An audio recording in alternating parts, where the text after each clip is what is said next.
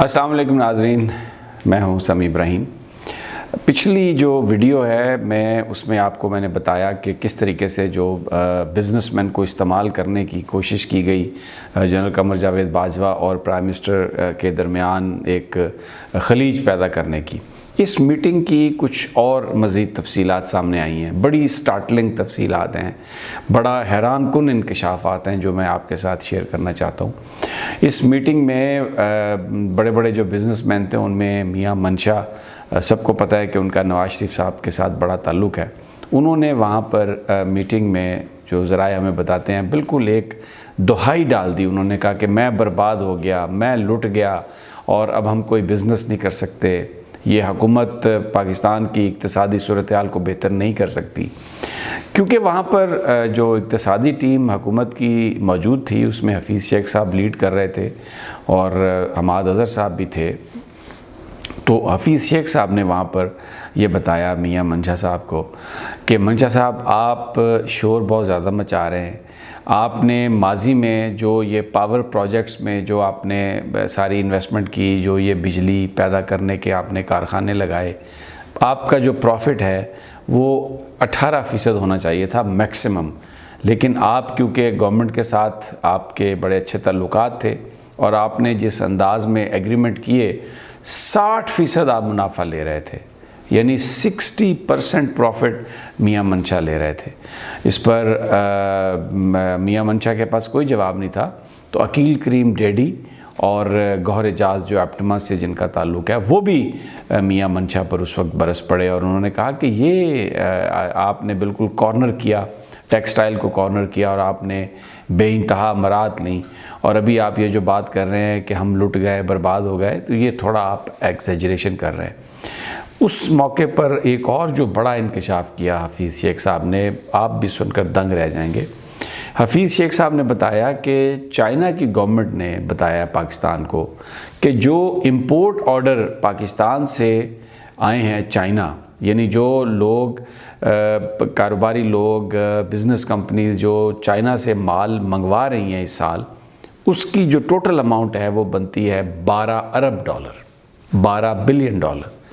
लेकिन हफीज़ शेख साहब ने बताया कि जो हुकूमत पाकिस्तान के पास, वज़ारत ख़ज़ाना, FBR के पास जो कवायफ़ हैं, उसमें जो इंपोर्ट का ऑर्डर है, जो पाकिस्तान इंपोर्ट कर रहा है, वो अमाउंट सिर्फ 6 बिलियन डॉलर है। यानी आधी अमाउंट जो है वो 12 बिलियन से, उधर चाइना से जो माल पाकिस्तान के लिए आना है वो 12 बिलियन डॉलर, लेकिन यहाँ पर वज़ारत ख़ज़ाना के पास जो अदाद शुमार हैं उसके मुताबिक सिर्फ 6 बिलियन डॉलर। तो ये अंडर इनवाइसिंग, वो जो 6 बिलियन डॉलर है वो उधर ही से चाइना से ही सीधा डॉलर जो हैं वो चले जाएंगे, दुबई में चले जाएंगे, वो कहीं अमेरिका चले जाएंगे, जो इन बिज़नेसमैन के जो अकाउंट्स हैं उनमें चले जाएंगे।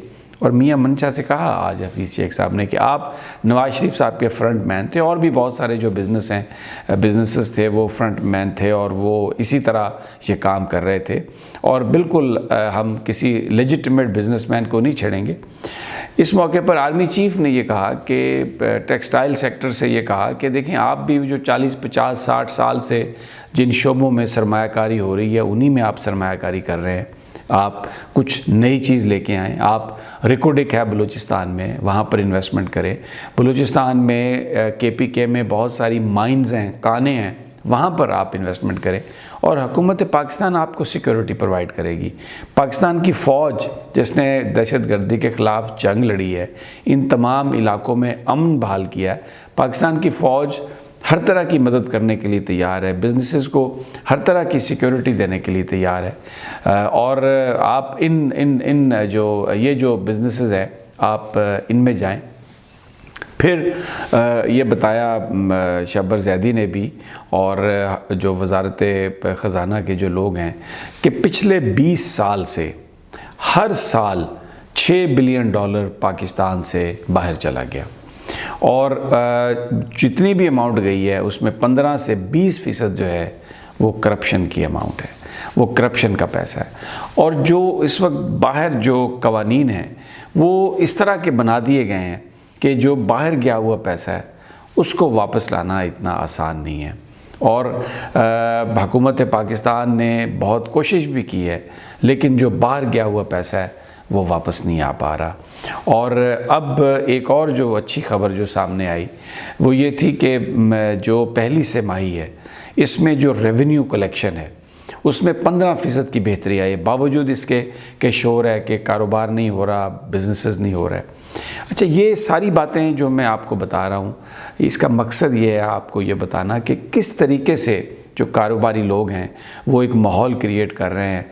और जाकर उन्होंने आर्मी चीफ से भी ये कहा। जो दूसरी बात शोर मचाई जाती है वो ये कि नैब के जो जिस तरह नैब ने पकड़ धकड़ शुरू की है उसकी वजह से बहुत सारे जो ऑफिसर्स हैं वो किसी तरह की भी फाइल पर साइन नहीं कर रहे।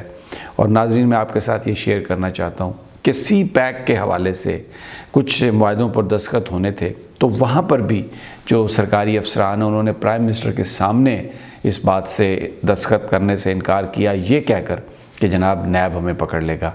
अब ये सारी एक मिली भगत थी, एक साजिश थी, क्योंकि ये जो कारोबारी लोग हैं, बिजनेसमैन हैं, इनके साथ ब्यूरोक्रेसी में भी लोग हैं। आप ये अंदाज़ा लगा लें कि किस ब्यूरोक्रेट में इतनी हिम्मत है कि वो प्राइम मिनिस्टर के सामने कहे कि जी मैं इस फाइल पर दस्तखत नहीं करूँगा। यकीनन प्राइम मिनिस्टर हाउस में भी कोई ऐसे पावरफुल ब्यूरोक्रेट बैठे हैं जो इन ब्यूरोक्रेट्स को ये कह रहे हैं कि आप इस तरह से करें। आपको याद होगा नैब के चेयरमैन ने कहा था प्राइम मिनिस्टर से कि आप उन ऑफिसर्स की बात मत सुनें जो खुद नैब ज़दा हैं, जो खुद नैब को मतलूब हैं।